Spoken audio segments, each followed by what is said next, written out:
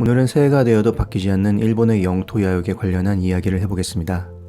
일본이 기존 도쿄 히비야 공원의 시세이해관 1층에 있던 영토 주권 전시관을 20일 확장 이전 개관한다고 합니다.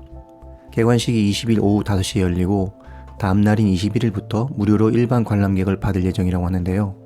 지난해 1월에 문을 연 영토 주권 전시관은 일본 중앙정부가 직접 도쿄 도심에 운영하는 첫 영토 문제 홍보 시설로 주목을 받았습니다.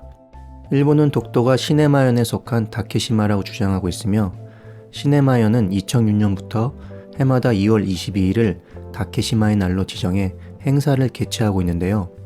독도뿐 아니라 중국과 영유권 분쟁이 있는 센카쿠 열도, 러시아와 영토 분쟁이 존재하는 쿠릴 열도 남단 섬들에 대한 일본의 주장을 선전 홍보하고 있습니다.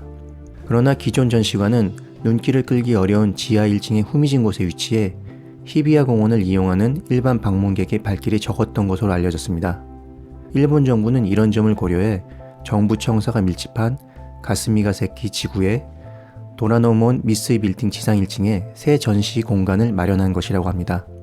일본 정부는 전시관 이전을 계기로 기존에 비해 7배 넓은 700평방미터 규모로 늘려 전시 내용을 보강할 예정이라고 하는데요.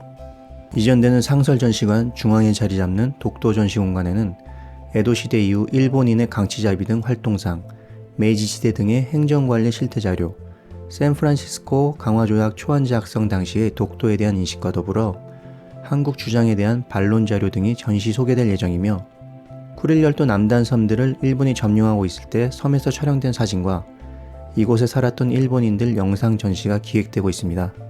새로운 전시관은 증강현실 등의 최신 기술을 사용하여 영토 문제를 체감적으로 이해할 수 있는 전시를 목표로 한다고 합니다. 한편 새로운 확장 개관에 일본과 한국, 러시아, 중국 간의 외교 갈등이 확대될 것으로 보이는데요.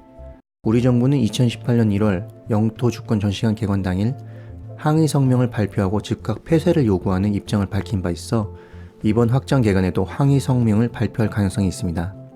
4월에 시진핑 주석의 방일이 예정되어 있는 중국과 같은 경우도 영토 주권 전시관 개관을 문제 삼을 수 있고 또한 러시아 측의 반발도 예상되어집니다. 그러나 아베 정부는 일본 평화헌법을 개정해 전쟁 가능한 국가로 만들려 하는 입장에서 앞으로도 이러한 도발은 계속되어지리라 봅니다.